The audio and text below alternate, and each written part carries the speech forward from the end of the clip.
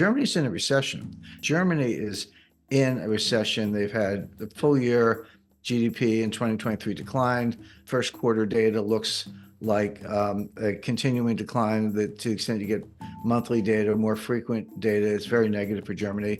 I just bought a brand new German sports sedan. By the way, my old car I had for 15 years. It had 250,000 miles on it. So I figured it was about time, but I can't. But the new one, I'm very careful about the specification. It was made in Germany, which is good. But the engine was made in Hungary. And I was fine with that. The Hungarians are smart and they're productive, and I'm sure they had good quality control. But I thought, gee, isn't that interesting that Germans are outsourcing the engine production to Hungary the way Americans are outsourcing everything? Well, it used to be China, now it's Mexico. Why can't Germany make those engines the way they used to? Well, the answer is the energy costs are too high. The two biggest industries in Germany are chemicals and automotive manufacturing, and they're both very energy intensive. Leave aside the fact that you're making internal combustion engines, it just takes a lot of energy to run those factories, and they're outsourcing everything because the internal energy costs are too high. Well, they're the ones who, if not directly, certainly with NATO, blew up the Nord Stream pipeline. So what do you expect? And then again, on an even bigger platform, bigger frame, the U.S. economic sanctions on Russia because of the war in Ukraine. Mm-hmm. And again, if you're in a war, economic sanctions on your enemy are not unusual.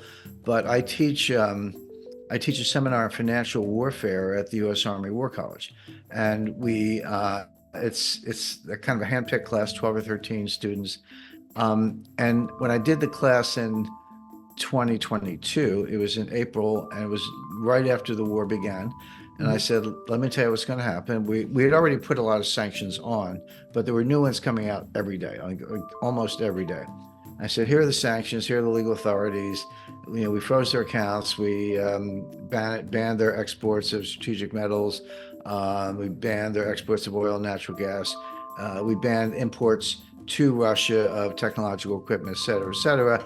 And I remember Biden screaming, we're going to destroy the ruble, we're going to sink the ruble, et cetera. And I said, none of this is going to work. Not only will it not slow down the Russian economy, it will actually boomerang and hurt us, meaning the Western Europe and the United States, more than it hurts the Russians.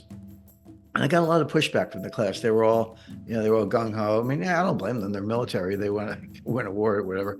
But I said it's not political. I said, I can just tell you that's what's going to happen. The people in charge of it, Wally Adeyemo, who's the Deputy Secretary of the Treasury, let alone Janet Yellen, who's completely clueless. She's our Treasury Secretary. Mm-hmm. Said they understand the law, at least Wally does. Yellen does not. But they don't understand economics. They don't understand how easy it is to work around sanctions, how easy it is to use import substitution, et cetera. So anyway, I taught the class again last spring. I guess my next one will be coming up in a couple of months. But in the spring of 2023, I taught the class. I said, let me tell you what I taught last year's class. And I kind of went down the list. And I said, and I was right about everything. Wow. I was right that the sanctions wouldn't work. I was right that they would boomerang. Today, the biggest problem in the Russian economy is a labor shortage. That economy is booming. It grew about 5% in the fourth quarter of 2023. The ruble is stable. It had the big dip, and then it came all the way back, and then it was stable for the better part of a year. Over a year, went down a little bit, but not a lot. That had to do with oil prices. If they have an economic problem, they have a little bit of inflation, which means your economy is running hot. So Vera Nabiullina, who's the head of the Central Bank of Russia, I say she's the only central banker in the world who actually knows her job. She raised interest rates a little bit just to cool it off. But they have labor shortages. And one of the reasons they have labor shortages is not only did they put the economy on a complete war footing, but so many people are enlisting in the military that they can't get workers in their 20s. I mean, this is the myth in the West, what you would read in in the Sydney and Melbourne newspapers, or the Financial Times, or the Economist, the New York Times, Washington Post, et cetera, is Russia, the troops the morale is low, they're poorly trained, their officers are all sitting around drinking vodka, they don't have a doctrine, military doctrine, et cetera. they're all lies. Every single one of those things is a lie. The fact is, they're winning the war. They're advancing on the entire battle line from Avdiivka to Kupiansk, and Liman and a number of Bakhmut and a number of other points in between.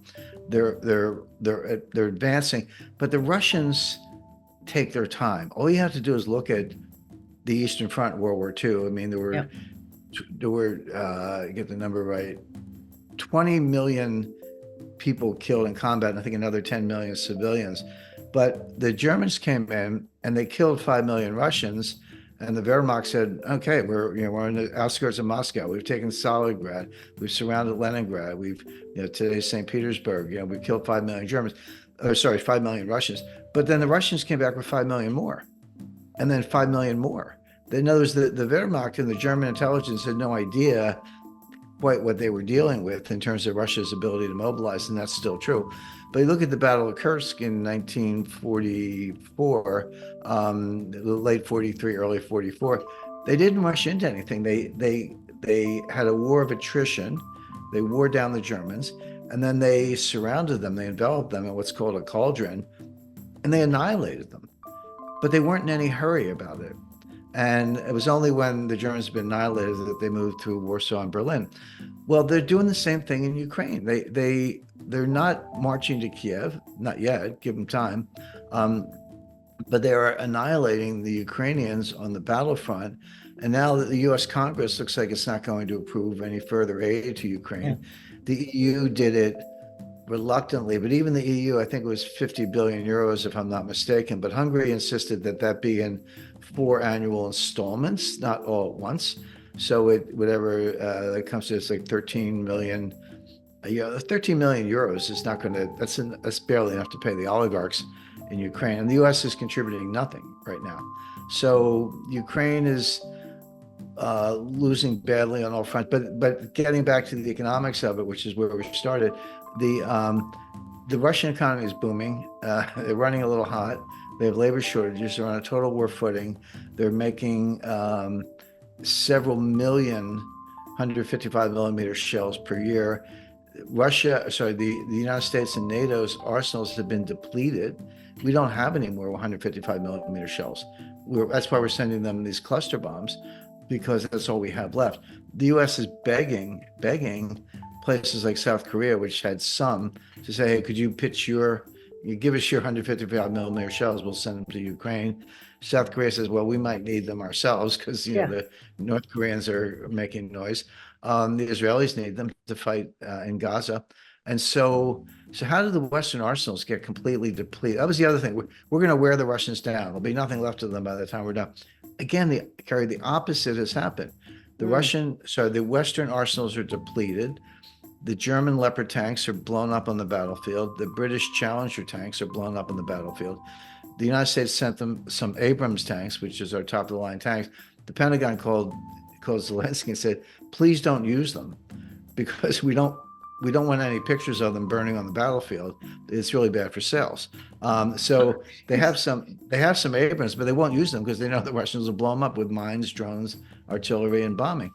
It's kind of, the world's turned upside down. But again, just to summarize, whether it's Ukraine, strategic metals, uranium, which you mentioned, energy generation, industrial production, deindustrialization, you can't understand, and they're all big topics. You can't understand any of them separately from the Green New scam, and financial warfare, and a lot else going on the political side.